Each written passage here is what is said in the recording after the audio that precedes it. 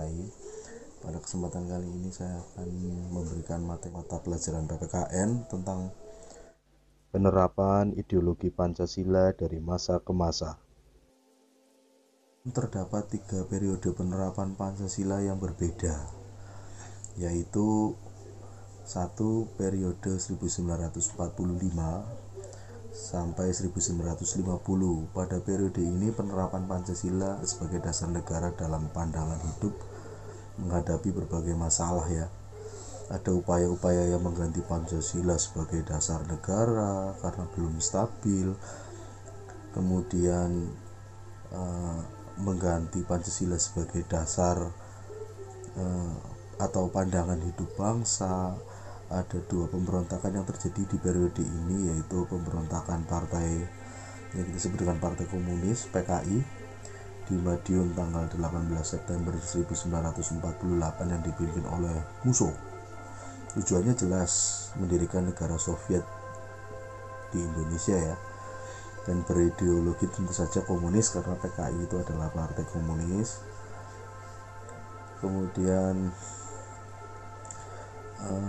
pemberontakan Tentara Islam Indonesia ya, itu terjadi dan dipimpin oleh Sekar Maji Marijan Kartosuwiryo untuk mendirikan negara Islam Indonesia. Itu jelas pada saat itu ingin mengganti ideologi Pancasila ya dengan syariat Islam pada saat itu. Kemudian periode 1900 yang kedua itu adalah periode 1950 sampai 1949. Pada periode ini dasar negara masih tetap Pancasila, akan diarahkan ke ideologi yang lebih bebas atau liberalisme. Pada saat itu muncul pemberontakan seperti Republik Maluku Selatan, RMS, ada PRS, Perjuangan Rakyat Semesta, terus yang ingin usaha itu ingin melepaskan diri dari NKRI pada saat itu. Kemudian banyak sekali pada saat itu pemberontakan untuk mengganti ideologi Pancasila menjadi ideologi yang lain pada saat itu. Kemudian yang ketiga itu periode 1950 sampai 1966.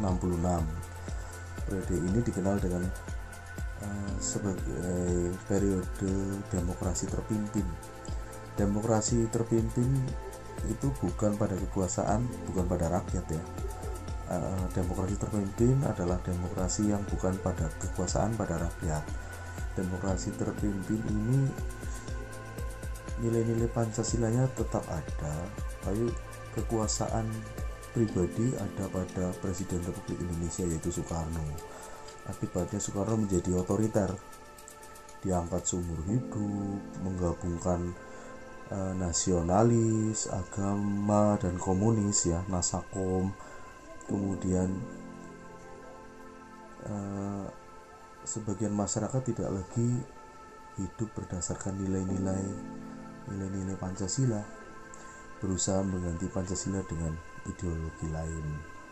Pada periode ini pemberontakan PKI tanggal 30 September 1965 itu terjadi, dipimpin oleh DN Aidit. Tujuannya jelas mendirikan negara Soviet Indonesia, mengganti Pancasila menjadi negara komunis. Kita mengenalnya dengan peristiwa G30 SPKI. Kemudian masa orde yang kedua setelah tadi itu adalah orde lama, yaitu orde baru. Di orde baru visi pemerintah adalah melaksanakan Pancasila dalam Undang-Undang Dasar 1945. Kemudian secara murni dan konsekuen dalam setiap aspek kehidupan masyarakat Indonesia. Dan dalam periode politik pemerintah Orde Baru, kekuasaan pemerintah merupakan pusat dari seluruh proses politik Indonesia. Pada saat itu yang menjadi presiden adalah Presiden Soeharto.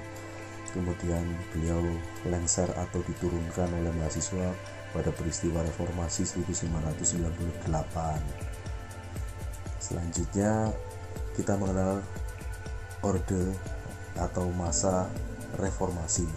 Pada reformasi, penerapan Pancasila sebagai dasar negara dan pandangan hidup bangsa itu sangat menghadapi tantangan. tantangan penerapan Pancasila di era reformasi adalah menurunnya rasa persatuan dan kesatuan seperti sekarang ini.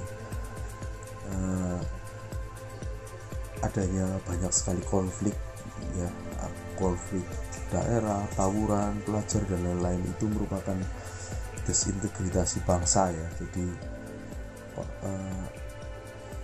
secara keadaan ini sadar dan tidak sadar membuka kemungkinan bagi bangsa kita untuk berpaling dari Pancasila, dari mencoba untuk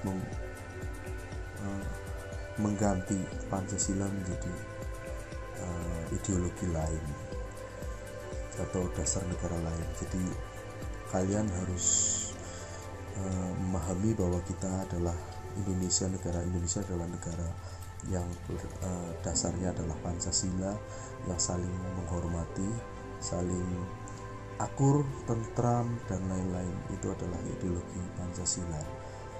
Hanya itu saja yang dapat saya sampaikan. Terima kasih sudah menyimak video saya. Terima kasih. Wassalamualaikum warahmatullahi wabarakatuh. Merdeka.